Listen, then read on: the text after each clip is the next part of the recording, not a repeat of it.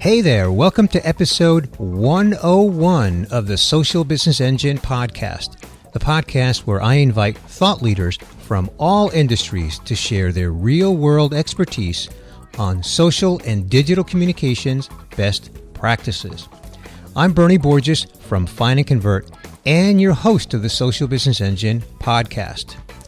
On this episode, you are going to meet David Graham.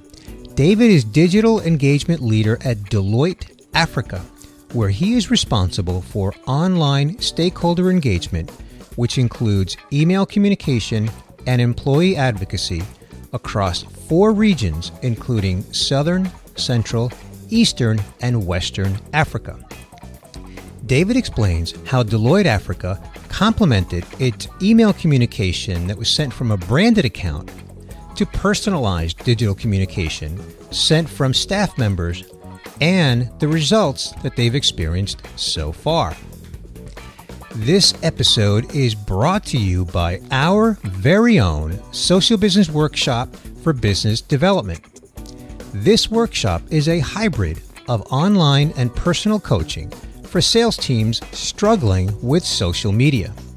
This workshop is designed to empower business development teams to succeed as social business practitioners. To learn more about our Social Business Workshop for Business Development, visit socialbusinessengine.com/workshops. And now, here's my interview with David Graham, Digital Engagement Leader at Deloitte, Africa. David, welcome back to the Social Business Engine podcast. Thank you for inviting me, Bernie. I'm honored to be your guest. Terrific. Well, you were actually guest number 2 on this podcast a couple of years ago. So I remember that episode vividly, had a great time, learned a little bit about what you were doing then in Deloitte, Africa, and thank you so much for returning. My pleasure. Well, David, let's begin with a little bit more insight into your role at Deloitte, Africa. And also, for those that may not be familiar with Deloitte, why don't you provide a brief introduction to the Deloitte organization? Okay, well, let's start with Deloitte. Deloitte is a global organization. I think we employ more than 220,000 professionals, and the member firms are in more than 150 countries globally. Our primary services are audits, tax, consulting, financial advisory, risk management, and related services. Okay, terrific. And what is your role as Digital Engagement Leader? I have to tell you, I love that title. Yeah, it was something that was we kind of made up and kind of carved that out for myself within the organization. So as Digital Engagement Leader at Deloitte Africa, Bernie, I have a few responsibilities. One of those is to grow and manage our online communities of decision makers at our target clients, which is obviously, as you would guess, an ongoing process. Mm-hmm. The other thing, obviously, is to manage personal communication with email subscribers. We've been doing this very successfully now for about 7 or 8 years. Management of follow-ups after email campaigns, obviously really important from a lead generation perspective. Mm-hmm. And then I'm also responsible for the ongoing interaction with connections, subscribers, and followers on email and my social media accounts. And more recently, I now manage our employee advocacy platform across our African operation, across those 4 regions you mentioned earlier.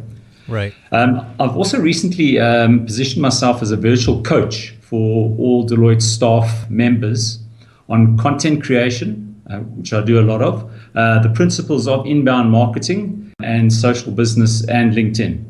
So I've just very recently, completed a LinkedIn certification program too. In addition to that, I also manage my LinkedIn and Twitter accounts. They are personal, but they are co-branded with Deloitte. So there's a lot of Deloitte content that goes through those accounts. And in addition to that, I'm invited by my colleagues to provide social media coverage at various Deloitte events that take place. David, do you sleep That sounds like a 24/7 job. Yeah, I'm kept very busy. Okay, so let's talk a little bit about your traditional email marketing. Why don't you explain Deloitte Africa's traditional approach to email communication? You've already mentioned it. That's a part of your responsibility. I'd like you to elaborate on how you do that, please. Okay, Bernie, the way we differentiated was to really focus on providing targeted, personalized, and relevant content to smaller communities, rather than just, doing the scattergun approach. So when we build our communities, we categorize every subscriber very carefully. When we identify content that we want to share with them, we then obviously set up filters. So we actually get that content to those very specific individuals. And we've had a lot of success with this. Because we've done it on a regular basis, we've stayed top of mind, we've built credibility, and it's just the propensity for people to contact us has just been that much greater. We've been asked for meetings, we've been asked to present proposals, which have resulted in quite a substantial amount of revenue for Deloitte. Interesting. So what you're saying then is email marketing, email communication through your branded account has been very successful for your regions, correct? It is and still is. Okay. We still continue to do it. Okay. But yet you recently embarked on an initiative to complement your branded email communication by bringing it to the employees. So I'd love to hear what that process was like. First of all, why did you do that? And just talk about like the motivation behind that, please. Okay, for one, for anyone that knows email marketing, they'll always know if you send out an email, your open rates are always generally around 20 to 25%. I'm saying that as a guess. So you're always missing out on 75% of your email subscribers. Mm-hmm. The other thing is, if you read there's countless articles that'll tell you that people will trust communication if it comes from a known person rather than a brand. Mm-hmm. And we kind of figured, with our personalized communication being so successful, if we're building so much credibility with this personalized communication, what if we could actually give this to our employees, empower them and give them a platform, a tool whereby they can very easily share content with their personal networks on social media and on email. So we looked to the market and identified a suitable platform, and we went ahead and we obviously there was motivation that had to be put forward to our management, but once accepted, we then went ahead and implemented the platform.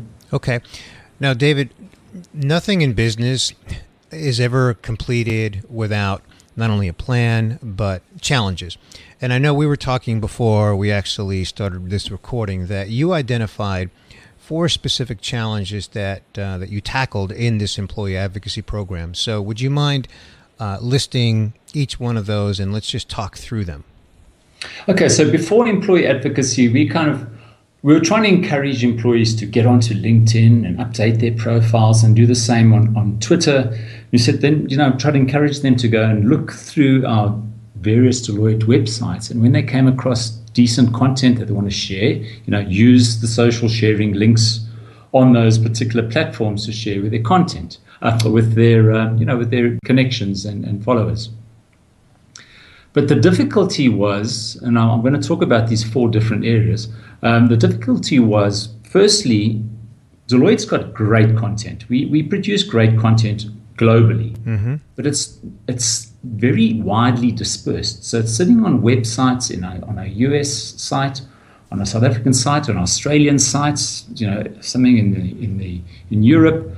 We've got countless blogs also scattered around the globe, also posting great content. Mm-hmm. We also have thought leaders that are producing great content on LinkedIn. They're publishing on LinkedIn. Mm-hmm. And to encourage staff members to now share all this stuff is quite a challenge, because they had to look quite far and wide for all this content. The other thing, and I'm sure you'll agree with me that there's still people out there that are absolutely terrified of social media. Yeah. They're terrified to put out one tweet, put out an update on LinkedIn because they've heard all the horror stories of people that said the wrong thing and it's Right. come back and bitten them. Absolutely. So, very, very common challenge. Yeah, so we had a whole bunch of staff members that were saying, yeah, we'd like to share, but we were pretty scared around what we were going to say. Okay. The other one, which is very important, I think, especially within a professional services organization, the people that would really benefit the most out of employee advocacy platform in terms of sharing content are also the same people that are out there delivering on projects. Mm-hmm. So they're out there, their time is very, very valuable, and it's billable hours Mm-hmm. they're losing if they're doing something else. Mm-hmm. So the common response that came back to us was, we don't have time to do this. Mm-hmm. Mm-hmm. Yep, another common challenge. Boy, do I hear that one and the terrified one. I hear that every day. Then the last one was just the need for simplicity. Even though we're working with highly intelligent individuals and everyone's tech savvy, there's still hiccups that you come across there when it comes to how they're interacting with, engaging with specific technologies. So we wanted to look for something that was very, very simple to use. Mm-hmm. Mm-hmm. It's kind of that. I think when I actually published the article, I put a photograph of a little 5-year-old playing around with a laptop there, just trying to get the message across. Right. So we're not kind of saying that our people are not intelligent. It's just that we wanted to get him something that's simple Sure. to use. Sure. Okay, so you've got your 4 challenges that you've listed here, and of course, when I go through my recap, I'll list them all. But now let's go back and let's look at each one of them, and I'd like for you to talk about, David, how this employee advocacy program addressed each one of these 4 challenges, starting with how did it address this challenge of content being widely dispersed across various regions and sites and blogs and so forth. Okay, so with the particular platform that we chose, and I'm sure most employee advocacy platforms work exactly the same. We can basically cherry pick content that Mm-hmm. we find interesting across all the websites out there. Obviously, that's a job that we have to do. So meaning you do that, David. So you cherry pick the content. So I'll do that together with our marketing managers within our organization. Okay. We identify great content that's sitting on maybe Deloitte US site or on blogs, wherever. Okay. And what we do is we cherry pick all this and then we post it all on the employee advocacy platform. Okay. But what we do is everything is categorized very nicely. So we categorize by industry and we categorize by management function. So if it's something that's finance related and it's of importance to the automotive industry or manufacturing, it'll be categorized as such within the platform. Okay. So it makes it very easy for someone to come along, look through the different categories, and find the great content. Sure. Makes a lot of sense. Okay. Yep. So how does it address the whole issue of people being afraid of posting on social media? Okay, so basically when the person accesses the employee advocacy platform, they'll see the particular piece of content they want to share. We pre-populate the text that would be required for the tweet Okay. or the LinkedIn update the person would actually post. So they don't even have to think about what am I going to say on LinkedIn or what I'm going to tweet. All they have to do is press enter, and the employee advocacy platform pre-populates the tweet with the link to the content and does the same for the LinkedIn update. Right. So just really almost automates it, except for them to actually just post it themselves. So in addition, what we can do is, because obviously we limit it to 140 characters on Twitter, for LinkedIn, we can do a specific text for the LinkedIn share, and we can do another specific text for the Facebook share, which is great. You provide text for tweets, LinkedIn shares, and Facebook shares? Yes. Wow. I mean, you really hand it to them on on a platter. Yeah, it makes it really, really easy. Yeah, absolutely. Wow, that's terrific. Okay, so what about the challenge or the concern that staff members have no time because they're busy and they're billable? Okay, so what basically happens if someone registers on the platform, they will tick what content is relevant to them and what they're interested in. When we post content on the employee advocacy platform, we send out an email notification letting them know that there's some new content that's been posted. If they've downloaded the app, they will also receive a notification on their smartphone. Then it's a case of 2 clicks. 1 click to actually get to the introduction to the content, and 1 more click to share it. I think that answers the question. Yeah, so one click to access it and 1 click to share it. Yep. Okay. Wow. That addresses it for sure. Okay. And then what about simplicity? How simple is this whole platform and program? So I've really kind of answered that in the earlier I agree. question. So it really is. I mean, the navigation is really simple. Once they get to the platform, there's one feed which provides them with all the content, or there's a drop-down menu where they can just select the particular categories that they may be interested in, whether it's specific industries or management categories. Then it's a case again of just identifying the post that they're interested in, clicking on it, and it's shared. And I believe you mentioned, David, that this is also available through mobile devices, correct? Yes, Android. I think they do Android and iPhone, which are the 2 most popular devices out there. Okay, cool. All right. So, all right, fantastic. So that's the 4 challenges and how it addresses them. So let's talk a little bit about the results that you've experienced so far. Here we are in early March 2016. So you're 5 or 6 months into this employee advocacy program at Deloitte Africa. What kind of results can you share with my listeners? So to date, Bernie, I think even when we spoke earlier, we've received a lot more registration. So we now at around 1,500 registered users, which represents that's 25% of our African workforce. So that we are very happy with that. I mean, the fact that we've got 25% of our staff members registered. And is your goal to get to 100%, or do you really never expect to get to 100%? We were aiming at 10% of our workforose. So, but long term, David, do you want to get to 80%, 90%? Do you want to get to 100%? I think, look, we'll acknowledge the fact there are going to be some people within the organization we can think about, because when I talk about our staff complement, I'm including everyone. That's support staff, cleaners, personal assistants. Some people, some staff members will never share content. It's just not really within there. So that's the one thing. So we can exclude them. And then there's just going to be those that just will not use social media and will not share. I mean, we can't force them. There's a lot of strategies out there that are presented. I've seen a lot of articles around how to encourage staff members to share. But some people feel that it's just not their job. Understand? It's the marketing. We see that all the time as well. Yeah. Absolutely. Yeah. Okay, so go ahead. I know you got more results you want to share. Okay, so the other is just, I mean, we aim to post 1 article a day, and because we've got a nice wealth of content out there across our global organization, we can do this quite comfortably. So, I mean, to date, and it's just over the past 5 months, we've already published over 250 articles, all good Deloitte content.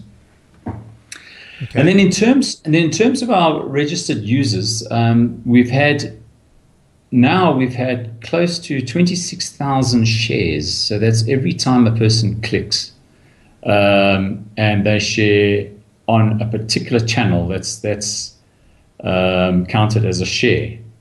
And to date, we've had close to 26,000 shares, which has resulted in, now it must be over 41,000 clicks from their connections. So that's what we're interested in. Not so much the shares from the staff members, which is obviously important, but the reactions to those shares. So in terms of reactions, we're looking at, as I said, 41,000 clicks, over 90 million impressions created on social media, with a combined reach of, just with our existing users, of close to 700,000. So Wow. that's 700,000 people on social media we weren't reaching before we implemented the employee advocacy platform. The other stats that we were very excited about is that 36% of our registered users have shared at least once, and 37% have viewed content in the last 30 days. Because this is the other big thing. It's, once you've got the person registered, you've got to get them to carry on using the platform. Keep them motivated, keep them excited about doing this. And then in terms of, we did a very rudimentary calculation around earned media value based on some algorithms we've got our hands on. But we believe our earned media value is around $80,000 to date. Okay. Interesting. Interesting. We have, the one thing I do want to add is that we've already closed one deal. And that was through content being shared with the CIO at one of our clients, and he asked for a proposal, and we proposed and won the business. Nice. Now that is what always interests me. Yeah, well, absolutely. I mean, obviously that is what the C-suite cares most about. So Sure. all these other metrics, while they're all good and they're sort of a means to an end, that's the icing on the cake. So, David, if you don't mind, what I'd like to do now is to use that last point as a segue to the recap of this conversation as we move towards the close of this episode. So I'm going to recap, and then if you could just fill in anything that maybe I left out, or if you want to briefly elaborate on anything that I summarized here. So here we go. You started by summarizing Deloitte as an organization. You're a global financial services and auditing company with 220,000 employees spread across 150 countries. Of course, you're located in Africa, as I mentioned, and you're located in Johannesburg, right? That's your physical Yes. location? Okay. Correct. Your role as digital engagement leader for Deloitte Africa includes email communication. You're managing the personal communication with subscribers, and you do things like following up for lead generation and the ongoing interaction. And then, of course, you're managing the employee advocacy program, which we spent most of our time discussing. But you also do things like you're a virtual coach for staff members, and you mentioned that you just recently got your LinkedIn certification program, and we discovered that you probably don't sleep because you're very busy doing all of those things you do as digital engagement leader at Deloitte Africa. We talked a little bit about the Deloitte's branded email communication, and while it's been very successful for you, it's been targeted to smaller communities so that you can stay top of mind with prospects.